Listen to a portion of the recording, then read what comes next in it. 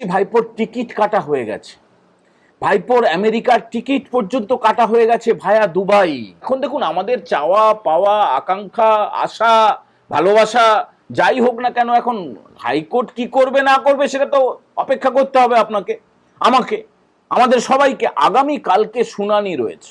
জয় হিন্দ বন্ধুরা, আমি দীপঙ্কর মন্ডল, আপনারা দেখছেন নবান্ন নিমন্ত্রণ। আপনাদের সবাইকে স্বাগত। বন্ধুরা, আমরা চাই এক, হয় আর এক। আমরা যা চাই তা তো হয় না। আমরা কি চাই? আমরা একদম শুরুতে খুব ছোট একটা কাজ চাই, যেটা যে এই ভাইপোকে, ভাইপো সোনাকে, তাকে অ্যারেস্ট করা হোক। এই ন্যূনতম আমাদের একটু প্রার্থনা রয়েছে, একটু চাওয়া রয়েছে, কিন্তু সেটা মনে হয় হবে না, বুঝলেন তো? মানে আমাদের চাওয়াটা মনে হয় পূর্ণ হবে না।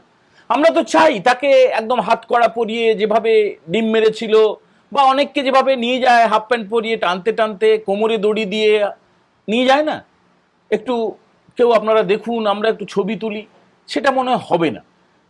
আর যা শোনা যাচ্ছে সেটা খুব খারাপ লাগবে, কিন্তু যেটা খারাপ লাগুক ভালো লাগুক, যা শুনলাম, যেটুকু আমাদের সোর্স মারফত খবরটা পেলাম, সেটা আপনাদেরকে তো বলতে হবে।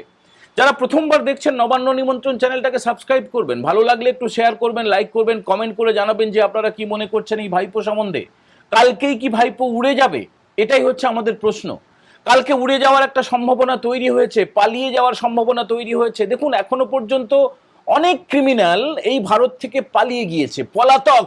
পলাতকদের তালিকা ভারত সরকার প্রত্যেক বছর প্রকাশ করে সরকারিভাবে। সেখানে বিজয় মালিয়ার নাম রয়েছে, নীরব মোদীর নাম রয়েছে, আরো গাদাগুচ্ছের গোষ্ঠীর নাম রয়েছে। তাদেরকে আমরা রাখতে পারিনি, তাদেরকে আমরা আনতে পারছি না। তার কারণ, প্রত্যর্পণ চুক্তি নেই এমন কিছু দেশে তারা পালিয়ে গিয়েছে।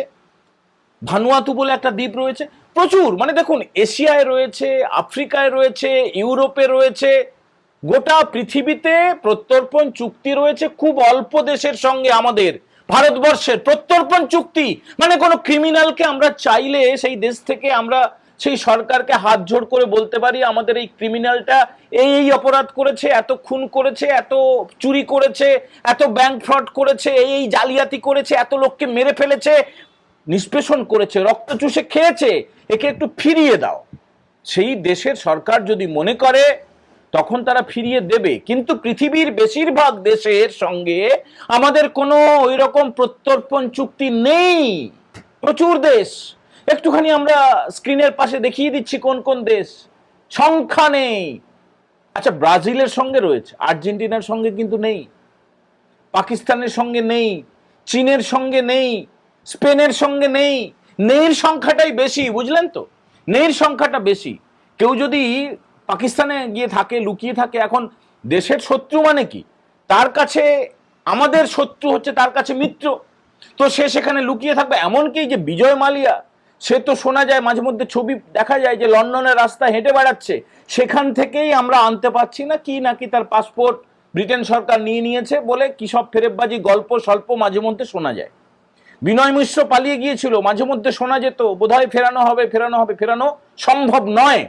ভানুয়াতু যে দ্বীপ রাষ্ট্র, সেখানে টাকা দিয়ে নাগরিকত্ব পাওয়া যায়, সে নামটাই বদলে নিয়েছে, ভারতীয় পাসপোর্টটাকে ছিঁড়ে ফেলে দিয়েছে।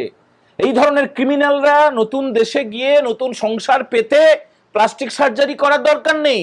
সে নিজের চেহারায় নিজের বউ বাচ্চা ইত্যাদি ইত্যাদি নিয়ে সেখান থেকে একদম থাকে, রসে বসে থাকে। মদ মেয়ে ছেলেই করে, খুব রসে বসে থাকে, যা চায় তাই করে। এরা তো বেশিরভাগই চরিত্রহীন হয়। দেখুন, যারা দুষ্কৃতী হয়, যারা ক্রিমিনাল হয়, তাদের চরিত্র বলে বিষয় থাকে না।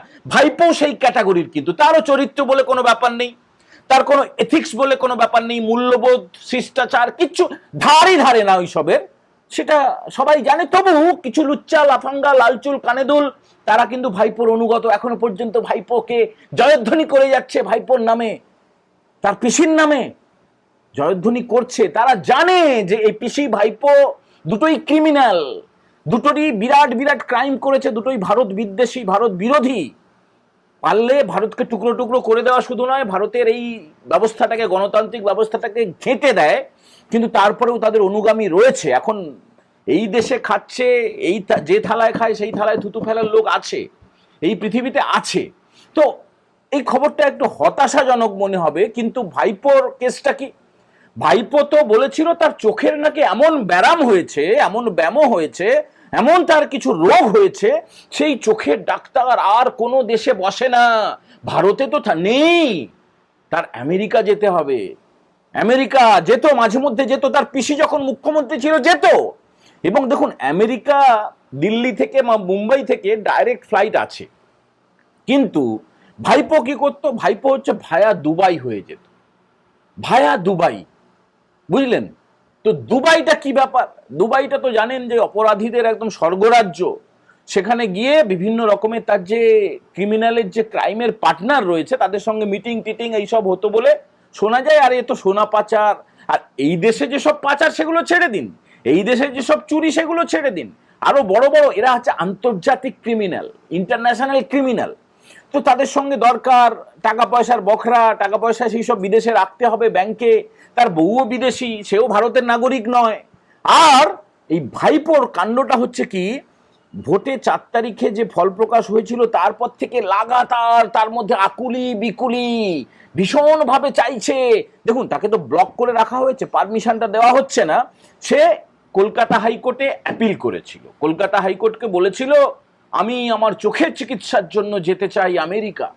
কলকাতা হাইকোর্ট বলেছিল না, তোমাকে এই দেশেই এখানেই চিকিৎসা করতে হবে। সে চলে গেল সুপ্রিম কোর্টে, দেশের শীর্ষ আদালত, দেশের শীর্ষ আদালতে গিয়ে সে বলল আমার আমেরিকা না গেলেই নয়, আমার চোখটা পুরো শেষ হয়ে যাবে।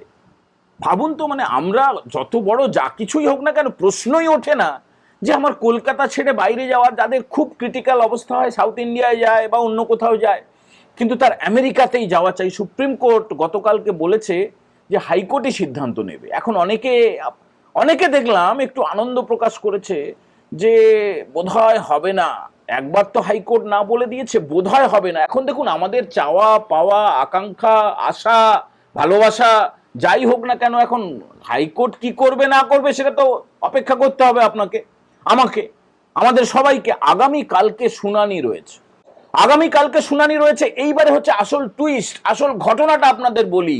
কেন হঠাৎ করে এই ভাইপোর পালিয়ে যাওয়া নিয়ে স্টোরি করতে যাব? আজকে তো অনেক স্টোরি ছিল। আজকে রাজ্যের মুখ্যমন্ত্রী শুভেন্দু অধিকারী দিল্লিতে গিয়ে দফায় দফায় তিনি এই তৃণমূল ত্যাগী সাংসদদের সঙ্গে বৈঠক করছেন, ফিনান্স মিনিস্টারের সঙ্গে বৈঠক করছেন, মানে অর্থমন্ত্রীর সঙ্গে রাজ্যের বিভিন্ন প্রকল্প নিয়ে কথা হচ্ছে। তিনি পার্লামেন্টে গিয়েছিলেন। এ রাজ্যে আবার ভাইপোর যে পিএ, তার সাগরে, তার ক্রাইমের পার্টনার, সে নাকি আবার বেঁচে আছে না নেই সেটা নিয়ে সন্দেহ তৈরি হয়েছে। সুমিত রায়, তার বাড়িতে আবার সিআইডি গেছে। এইসব অনেক নকশা আছে, অনেক খবর আছে, অনেক ব্যাপার আছে যেগুলো বেশ বড় উত্তেজনা তৈরি করতে পারতো। আবার সে জায়ান্ট সিং বলে একজন বিরাট বড় ক্রিমিনাল, সে জেলে রয়েছে, তার সাগরের সে উঠে যাচ্ছে বিজেপির মঞ্চে। বিজেপির আবার কে নাকি তোলাবাজি করতে গিয়ে একজন প্রমোটারকে মেরেছে দমদম এলাকায়। অনেক খবর ছিল, অনেক খবর ছিল। আবার ওদিকে তসলিমা নাসরিন আছে, মাঝে দুদিন আসতে পারেনি আমার পারিবারিক কারণে, অনেক খবর ছিল। কিন্তু আমরা ভাইপোকে নিয়ে কেন পড়লাম, ভাইপোর কথা কেন জানাচ্ছি, তার যথেষ্ট কারণ রয়েছে। এই কারণটা শুনুন মন দিয়ে। ভাইপোর যে ঘনিষ্ঠ একটা বৃত্ত রয়েছে তাদের সূত্রে আমরা যেটা জানতে পারছি, ভাইপোর টিকিট কাটা হয়ে গেছে, ভাইপোর আমেরিকার টিকিট পর্যন্ত কাটা হয়ে গেছে ভায়া দুবাই। তারা যেটা আশা করছে যে দেখুন কি প্রভাব খাটাবে না খাটাবে এখন আদালতের ব্যাপার। হুজুর, আমাদের এই গণতান্ত্রিক ব্যবস্থায় আদালতকে মান্যতা দিতে হবে, তার উপরে তো আর কিছু বলতে পারি না। আর আমরা ছোটখাটো মানুষ, অত্যন্ত সামান্য মানুষ, কোথায় কে কি মানহানির মামলা করে দেবে, আদালত অবমাননার মামলা করে দেবে। এই জন্য অফিসিয়ালি বলছি, ভাই আদালতের প্রতি আমরা, আইনের প্রতি আমরা একদম পুরোপুরি একদম অনুগত। এই আনুগত্য নিয়ে প্রশ্নই নেই, আদালত যা বলবে সেটাই শেষ কথা, আদালতের আদেশ শিরোধার্য। কিন্তু যেটা এই ভাইপো টাইপোর, তো এদের তো ক্রিমিনালকে ক্রিমিনালই বলতে হবে।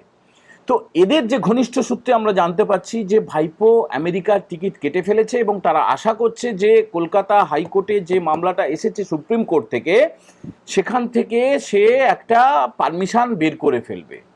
এবং আপনাদের বলছি যে ভাইপো ফুরুত যেই গেল তো গেল, আর ফেরার কোনো সিন নেই, কোনো প্রশ্নই নেই। কেন আসবে বলুন, কেন কেন আসবে? তার নামে সই জালিয়াতি, তার নামে এটা ওটা সেবাশ্রয়, তার তো জালিয়াতির শেষ নেই, চুরির শেষ নেই, তার তো নোংরামির শেষ নেই, এত এফআইআর, কেন আসবে?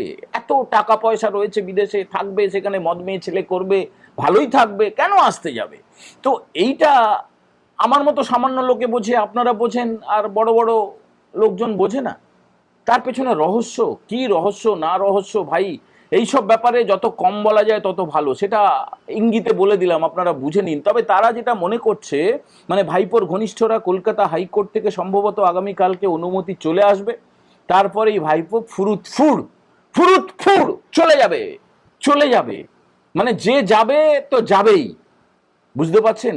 যারা যারা ক্রিমিনাল, একদম এই জন্যই থাম্বনেলটা করেছি। এটা একটা কাল্পনিক ছবি এআই দিয়ে তৈরি করা, যে বিজয় মালিয়ার সঙ্গে হাত মিলিয়ে একদম লন্ডনের রাস্তায় ভাইপো উল্লাসে ফেটে পড়ছে, একদম আনন্দে ফেটে পড়ছে। স্বাভাবিক, পালিয়ে যেতে পারলে তো খুব ভালো। তার পিসি আবার এখানে দাবি করছে, প্রত্যেকদিন মাঝে মধ্যে দেখবেন ফেসবুক লাইভ করে তার পিসি, বলছে পুলিশ এই করছে ওই করছে। আমি তো আজকে ভেবেছিলাম তার পিসি হয়তো নতুন দল তৈরি করবে, তার সিম্বলের কথা ঘোষণা করবে, কিন্তু সেটা করেননি। সেটা না করে আট ভাট আংবং চং ওইসব বলে গেছেন, যার কোনো ভ্যালু নেই, যেটা নিয়ে কথা বলার কোনো মানেই হয় না। কিন্তু আমরা তাও ঈশ্বরের কাছে প্রার্থনা করি, আদালতের কাছে প্রার্থনা করি, আবেদন করি, হাত জোড় করে আবেদন করি, মহামান্য কলকাতা হাইকোর্ট দয়া করে ভাইপোকে এখানেই চিকিৎসা করান, এখানেই চিকিৎসা করান। তার যা যা সাহায্য লাগবে দরকার হলে চাঁদা তুলে দেবো আমরা। তার টাকার অভাব নেই, এটা কথার কথা বলছি আর কি। যদি টাকা লাগেও আমরা চাঁদা তুলে দেবো, যদি রক্ত লাগে রক্ত দেবো, যত বড় অপারেশন হোক যাই হোক, ভাইপোকে রেখে দিন। ভাইপোকে রেখে কলকাতায় চিকিৎসা করান, ভাইপোকে রেখে ভারতবর্ষের বিভিন্ন শহর রয়েছে, চেন্নাই রয়েছে, অ্যাপোলো রয়েছে, তারপরে অনেক অনেক অনেক শঙ্কর নেত্রালয় রয়েছে, অনেক বড় বড় চোখের ডাক্তার রয়েছে, তাদের দিয়ে চিকিৎসা করান। ভাইপোকে দয়া করে বিদেশে পালিয়ে যেতে দেবেন না। ভাইপো ওই মেডিকেল গ্রাউন্ডে আর একটা জিনিস একটু ভালো করে আপনারা জানেন অনেকে, যে ভাইপোর রয়েছে ডিপ্লোম্যাটিক পাসপোর্ট, মানে লাল পাসপোর্ট, যেটা নর্মাল পাসপোর্ট আপনারা যে পাসপোর্ট ব্যবহার করেন, আমরা যেটা বাড়িতে রেখেছি গুছিয়ে, যদিও আমি কখনো বিদেশে যাইনি, যারা যারা গেছেন খুব ভালো করে জানেন যে কত কষ্ট করে লাইন দিয়ে চেক ইন করতে হয়। আর এই ডিপ্লোম্যাটিক পাসপোর্ট থাকলে না কোনো চেক ইনের সময় কোনো ঝামেলা নেই। প্রচুর দেশ আছে যেখানে ভিসাও লাগে না, ইচ্ছা মতো যাব, একদম আলাদা ভিভিআইপি ট্রিটমেন্ট পেয়ে সেই দেশে গিয়ে সেখানে ঢুকে যাবে, ভিসাটাও লাগবে না। বেশ কিছু দেশে তো ওখানে গিয়ে ভিসা করতে হয়, আবার কিছু কিছু দেশে তাও লাগে না ডিপ্লোম্যাটিক পাসপোর্ট থাকলে। ভাইপো যেহেতু সাংসদ, সেই কারণে তার ডিপ্লোম্যাটিক পাসপোর্ট রয়েছে এবং সে ফুর হতে চাইছে তার অপরাধগুলোকে ঢাকা দেওয়ার জন্য, বাঁচার জন্য। সেটা দয়া করে হতে দেবেন না। আপনারাও নিশ্চয়ই এই ব্যাপারে অন্তত আমার সঙ্গে সহমত হবেন। আপনারা সহমত নাকি অসহমত সেটা জানার ইচ্ছা রইল, প্রবল ইচ্ছা রইল। ভাইপো সবকিছু ঠিক থাকলে আগামীকালই উড়ে যেতে পারে, পালিয়ে যেতে পারে, পলাতক হয়ে যেতে পারে, তার টিকিট কাটা হয়ে গেছে। আপনাদের বক্তব্য আপনারা অবশ্যই জানাবেন। সবাই ভালো থাকবেন। এখনকার মতো এই এপিসোড আমরা এখানে ইতি করছি। জয় হিন্দ, বন্দে মাতারাম।